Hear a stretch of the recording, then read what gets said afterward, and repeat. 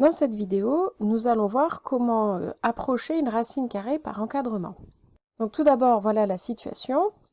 On cherche un nombre qui multiplié par lui-même donne 15. Et ce nombre, on va le noter A. Donc on peut noter ça comme ça, A fois A égale 15. Alors attention, ici, A, ce n'est pas la moitié de 15. D'accord? A, c'est pas égal à 7,5. Parce que 7,5 fois 7,5, ça donne pas 15.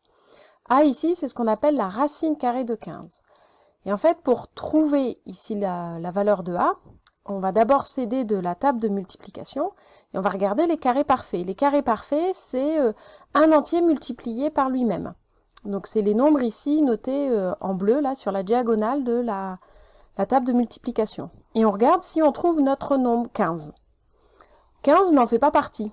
15 n'est pas un carré parfait. Donc on sait que le nombre qu'on cherche, là, A, ça ne sera pas un entier déjà. Par contre, on voit que 15, il se trouve entre 9 et 16. Donc si 15 se trouve entre 9 et 16, ça veut dire que notre nombre, lui, il va se trouver entre 3 et 4. Donc ici, on doit donc chercher 15.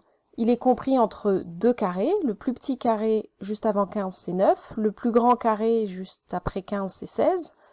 On peut écrire 9 comme étant 3 fois 3, 16 comme étant 4 fois 4. Donc le nombre qu'on cherche, A, lui, va être compris entre 3 et 4.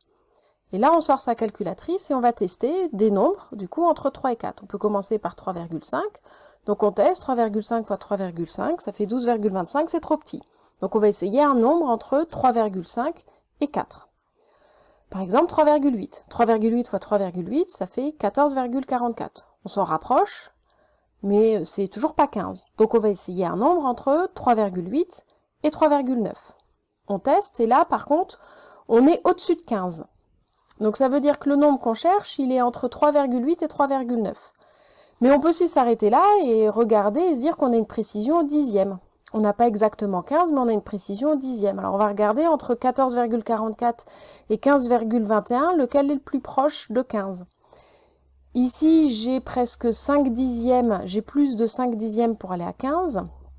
Et là, la différence avec 15, elle est de un petit peu plus de 2 dixièmes.